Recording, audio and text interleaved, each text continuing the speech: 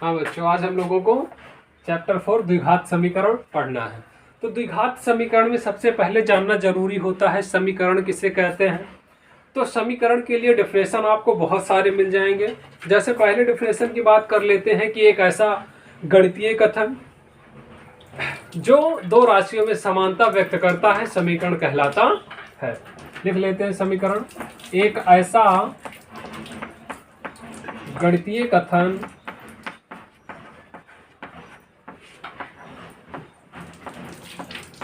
जो दो राशियों में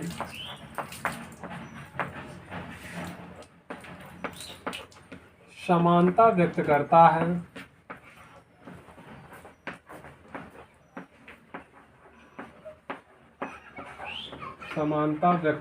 है समीकरण कहलाता है।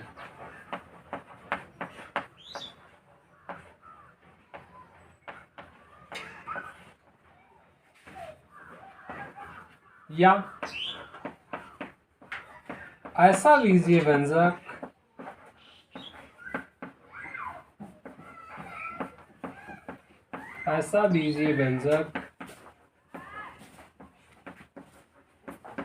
जो एक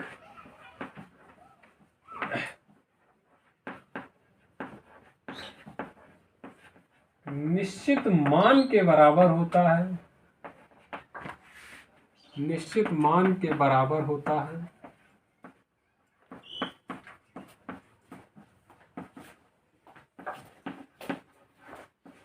समीकरण कहलाता है।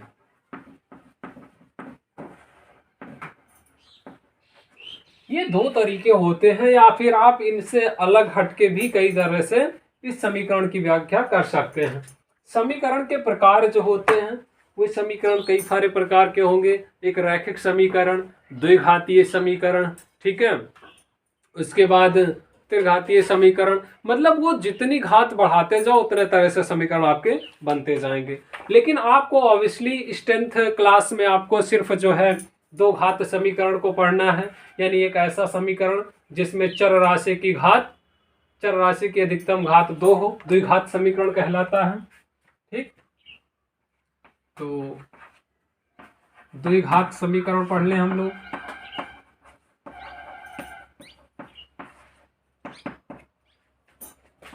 तो लिखेंगे एक ऐसा समीकरण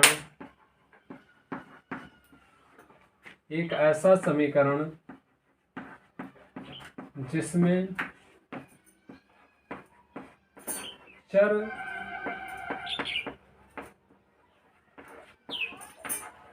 चर राशि की अधिकतम घात 2 हो,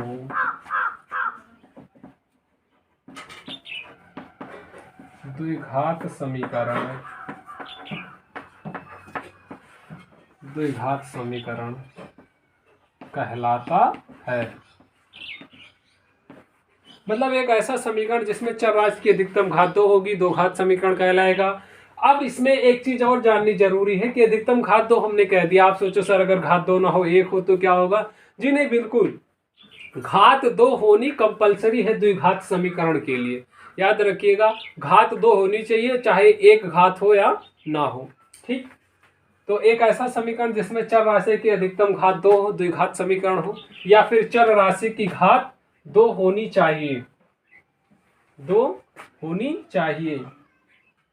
चर राशि की अधिकतम घात 2 हो, ये निश्चित है कि 2 होना चाहिए, उसे हम द्विघात समीकरण कहते हैं। अगर 2 नहीं होगा तो द्विघात समीकरण नहीं कहा जाएगा। द्विघात समीकरण का मानक रूप की बात करते हैं।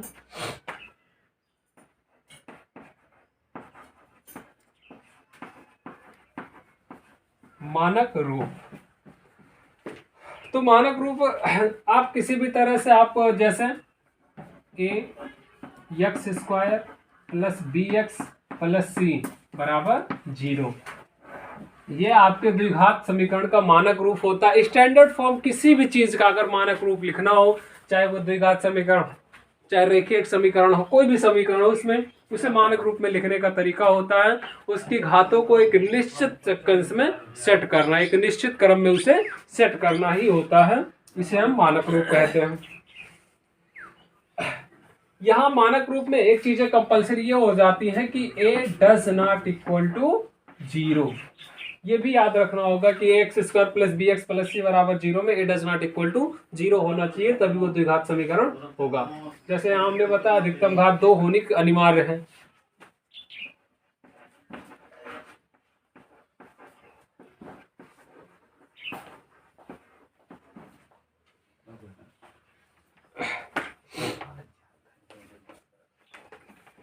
अब हमें बात करनी है, मानक रूप हो गया, अब हम समीकरण के मूल की बात करेंगे। तो समीकरण का मूल क्या होता है? चर के वे मान लिखेंगे, चर राशि के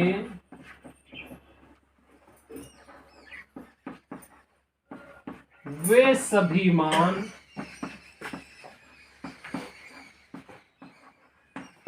जो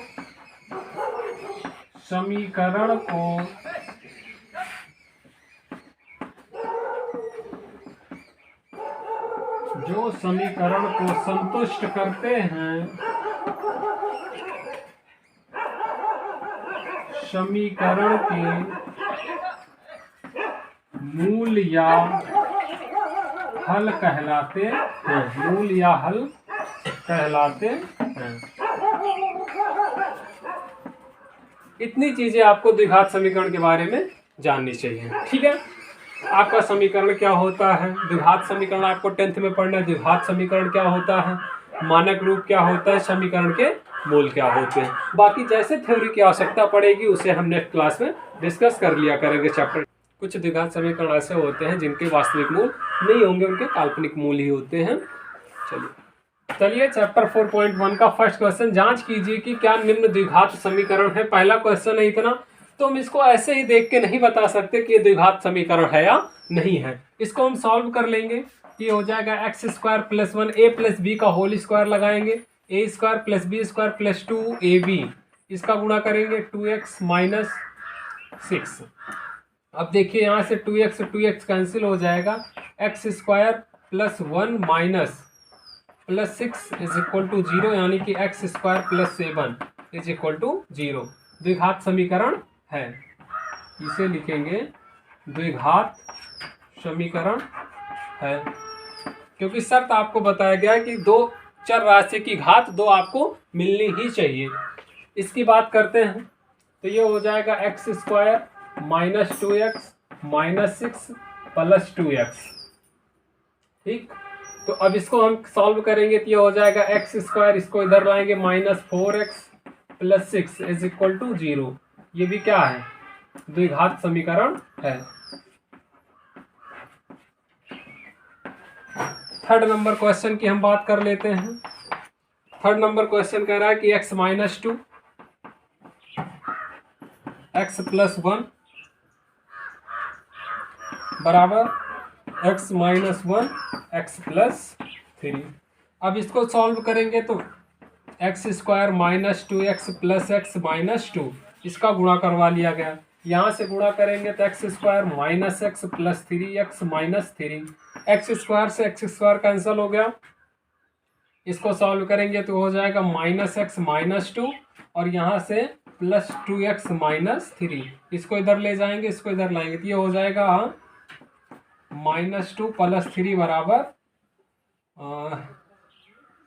ये इधर जाएगा 3x, यानी कि ये हो गया 1 बराबर 3x। ये क्या है, द्विघात समीकरण नहीं है। क्यों नहीं है, क्योंकि इसमें चर राशि की घात 2 नहीं मिली। इधर फोर्थ नंबर क्वेश्चन की बात करते हैं। फोर्थ नंबर क्वेश्चन कह रहा है कि x minus 3 two X plus 1 और x बराबर x प्लस 5। अब इसको गुणा करवा दिया जाए, ये हो गया 2x square minus 6x plus x minus 3x square plus 5x, इसको इधर लाएंगे तो ये हो जाएगा x स्क्वायर माइनस 6 ये हो जाएगा इधर -5x, इससे ये कैंसिल हो जाएगा, -3 इज इक्वल टू 0। तो ये क्या है, द्विघात समीकरण है, क्योंकि इसमें चर राशि की घात 2 मिली है। पांचवा नंबर देख लेते हैं। पांचवा नंबर क्या कह रहा है, 2x - 1, 2x - 1 और ये हो गया x - 3 बराबर x + 5 और ये हो गया x - 1। गुणा करवाओ, 2x² - x -3 दूना 6x + 3 x² + 5x, x² + 5x -x - 5। अब देखिए x² इधर लाएंगे तो x² बच गया, -6x -7x, इसको और इधर +4 -7x + 3 is equal to x²। नहीं, इसे 2x² ही लिख लो। ये हो गया +4x - 5, इसको इधर लाएंगे, ये हो गया x², ये इधर आएगा -11x और 3 इधर आएगा +8 इज इक्वल टू 0।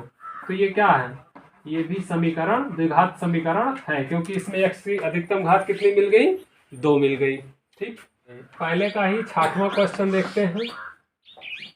6वां क्वेश्चन कह रहा है कि x² + 3x + 1 बराबर x - 2 का होल स्क्वायर। तो क्वेश्चन को बिना सॉल्व किए हम नहीं जान सकते, इसलिए इसे सॉल्व करेंगे। a - b का होल स्क्वायर a² + b² यानी 2 का वर्ग 4 - 2ab, तो 2 × ab यानी कि इसे हम लिख सकते हैं 2 दूना 4x। a - b का होल स्क्वायर यहाँ ओपन किया गया। ठीक, तो अब देखिए यहाँ से ये कट गया, तो इसको इधर लाएंगे तो 7x और ये +1, ये +4 इधर लाएंगे -3 इज इक्वल टू 0, यानी कि ये द्विघात समीकरण नहीं है। द्विघात यहाँ हमेशा लिखिएगा, नहीं कोक समीकरण नहीं है, ये समीकरण है लेकिन द्विघात समीकरण नहीं है। 6वां हो गया। 7वें की बात करते हैं। 7वां सवाल क्या कह रहा है कि x + 2 का होल स्क्वायर 2x × x² + 1 का 1। ठीक, अब यहाँ समझिएगा थोड़ा सा कि अच्छा x + 2 का होल क्यूब है, ये देखिएगा होल क्यूब है, तो a + b का होल क्यूब होता है a³ + b का क्यूब यानी 2 का cube 8 + 3ab 3ab 2x × 3 6x × a + b, इसका गुणा कराएंगे 2x³ प्लस ये क्या हो जाएगा +2x। अब यहाँ से ध्यान दो, ये हो गया x³, इसको इधर ले आएंगे तो कितना हो जाएगा -2x³ + 8 + 6x² + 6 दूनी 12x बराबर ये हो गया 2x। ठीक, अब यहाँ देखिए आपका घात 3 मिल रहा है, -x³ और +6x² 12 - 2 10x + 8 बराबर 0। अब इसमें क्या है, चर राशि की घात आपको 3 मिल रही है, तो इसलिए द्विघात समीकरण नहीं है। ठीक, अब ये 6वां हो गया। 6वां 7वां, ये 8वां नंबर की बात करते हैं। क्या कह रहा है कि x³ - 4x² - x + 1 बराबर x - 2 की घात 3। तो यहाँ से इसे x³ - 4x² - x + 1 ये हो जाएगा a - b³ a³ - b³ यानी 8 a³ - b³ - 3ab, तो ये हो जाएगा 6x × x - 2।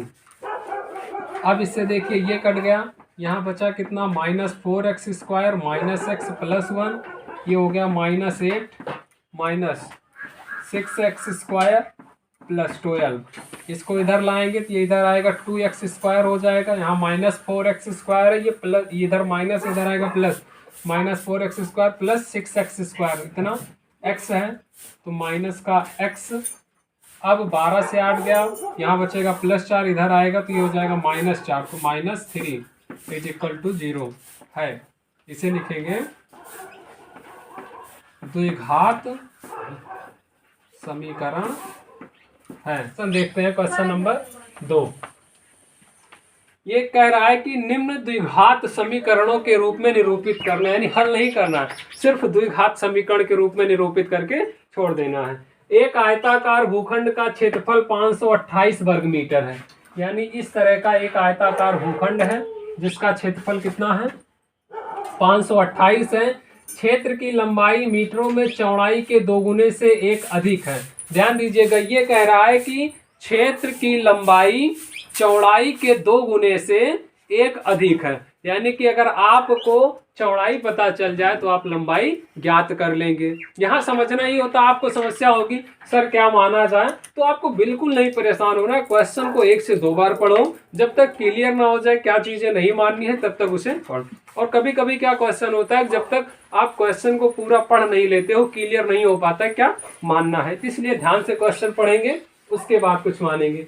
इसमें कहा कि क्षेत्र की लंबाई चौड़ाई के 2 गुने से 1 अधिक है, यानी जितनी चौड़ाई होगी उसका 2 गुना से 1 ज्यादा करेंगे लंबाई मिलेगी। तो लिखेंगे माना आयताकार भूखंड की लंबाई बराबर, सॉरी लंबाई नहीं, चौड़ाई आपको माननी है, चौड़ाई बराबर x। तो लंबाई बराबर कितनी, चौड़ाई का 2 गुना 2x + 1, 1 अधिक, ये भी मीटर में ये भी मीटर में। अब प्रश्नानुसार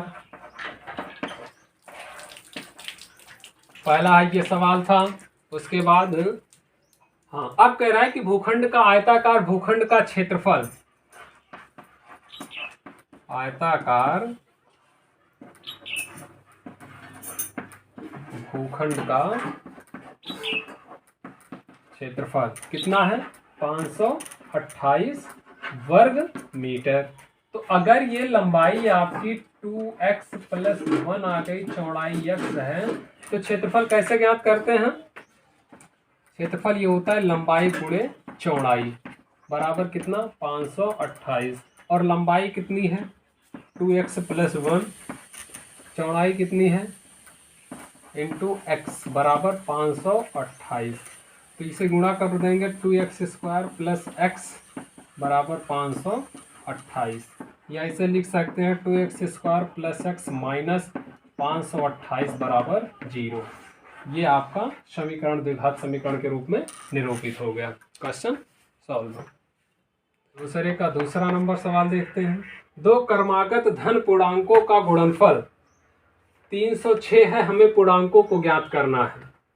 ठीक, तो माना प्रथम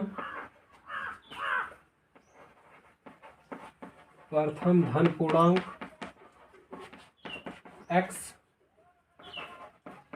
उसके बाद क्रमागत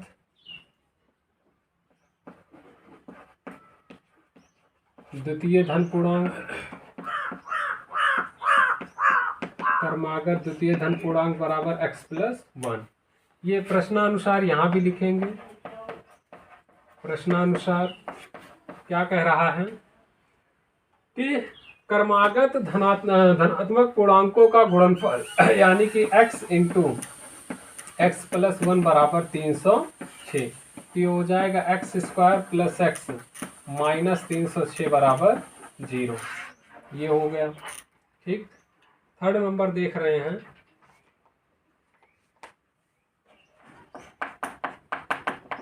दूसरे का तीसरा क्वेश्चन है कि रोहन की माँ उससे 26 वर्ष बड़ी है, उनकी आयु वर्षों में का गुणनफल अब से 3 वर्ष पश्चात 360 हो जाएगी। हमें रोहन की वर्तमान आयु ज्ञात करनी है, इसके लिए समीकरण बनाना है। तो हम मानेंगे माना रोहन की आयु माना रोहन की आयु बराबर x वर्ष। इसने कहा कि रोहन की माँ उससे 26 वर्ष बड़ी है, तो लिखेंगे माँ की आयु, अगर रोहन x वर्ष का है तो माँ कितनी होगी, x प्लस 28 वर्ष की। ये ध्यान रखिएगा, जब आप आयु मानते हैं तो हमेशा वर्तमान आयु मानी जाती है। अब क्या कह रहा है कि अब से 3 वर्ष, तो 3 वर्ष पश्चात, 3 वर्ष बाद रोहन की आयु, रोहन की आयु कितनी हो जाएगी, x प्लस 3 वर्ष। ठीक भाई, अगर आप अभी 14 साल के हैं तो 3 साल बाद 17 के होंगे, यानी जुड़ेगा, जब बाद कहेगा तो जुड़ेगा, पहले कहेगा तो घटेगा। तो 3 वर्ष बाद माँ की आयु कितनी हो जाएगी, x प्लस 28 प्लस 3, ये बराबर कितना हो गया, 31। ठीक है, हाँ यार ध्यान दीजिए, क्वेश्चन ये 26 वर्ष कह रहा है। ठीक, तो हम 28 लेके चल रहे हैं।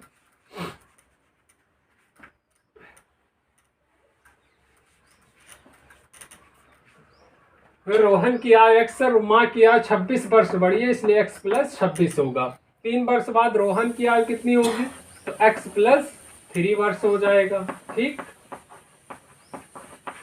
और फिर 3 वर्ष के बाद माँ की आयु, तो x प्लस 26 प्लस 3, तो ये हो जाएगा x प्लस 29 वर्ष। ये ध्यान रखना। अब प्रश्नानुसार क्या कह रहा है, ठीक है,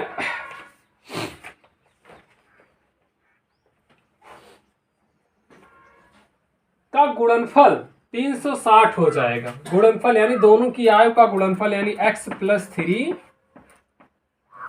और x प्लस 29, ये बराबर हो जाएगा 360 के। तो यहां से गुणा करेंगे, x square plus 3x plus 29x plus 3 9 27 के साथ हासिल 2, 3 दूना 6 2 8, 87 बराबर 360। ये हो गया x square plus 3 29 plus 3 32x plus ये 87 माइनस 360 बराबर 0। तो यहां से हो जाएगा x square plus 32x plus 10 में से 7 गया 3 और यहाँ बचा 5, 15 वहां से 8 का 7, 273 बराबर 0। यही आपका समीकरण बन गया। ठीक, क्वेश्चन का चौथा सवाल, एक रेलगाड़ी 480 किलोमीटर की दूरी समान चाल से तय करती है। यदि इसकी चाल 8 किलोमीटर प्रति घंटा कम होती तो वह उसी दूरी को तय करने में 3 घंटे अधिक समय लेती। रेलगाड़ी की चाल बताइए। एक रेलगाड़ी 480 किलोमीटर की दूरी समान चाल से तय करती है। माना रेलगाड़ी की चाल, माना रेलगाड़ी की चाल बराबर x किलोमीटर पर आवर। अब क्या कह रहा है, यदि रेलगाड़ी की चाल 8 किलोमीटर, तो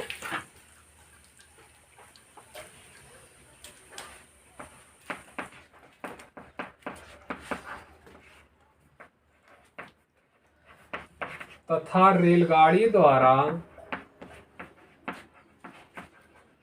तय की गई दूरी, तय की गई दूरी बराबर 480 किलोमीटर, तो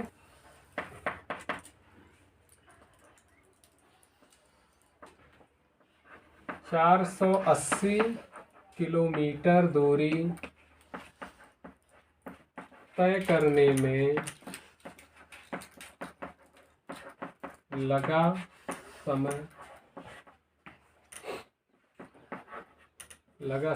t1 बराबर 480 बटा x, क्योंकि समय बराबर क्या होता है, दूरी बटा चाल। अब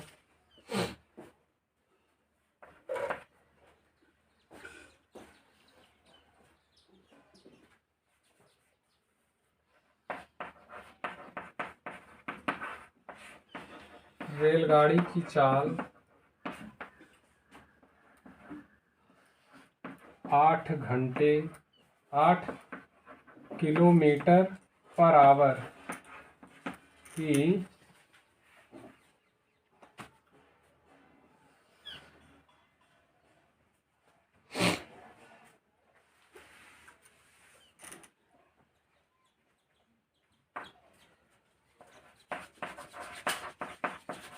क्या कह रहा है कि रेलगाड़ी की चाल में यदि 8 किलोमीटर प्रति घंटे की कमी होती है तो वो दूसरी दूरी को तय करने में 3 घंटे अधिक समय लेती है।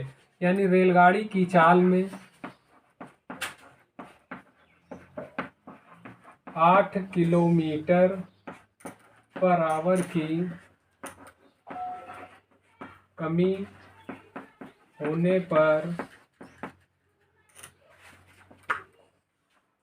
पर रेलगाड़ी द्वारा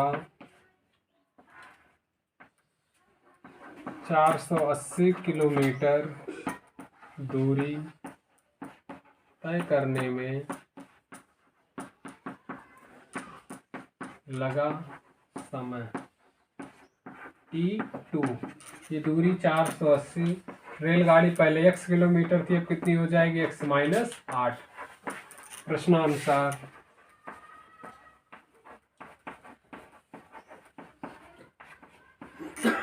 पहले जो समय था जब स्पीड कम की गई तो वो 3 घंटा ज़्यादा समय लेती है, यानी इसमें 3 घंटा ज़्यादा समय लगा है, इसका 3 घंटा कम समय, यानी दोनों का टाइम डिफरेंस जो है वो कितना है 3 घंटे का। यानी x माइनस 8 माइनस 480 बटा x बराबर 3 घंटे।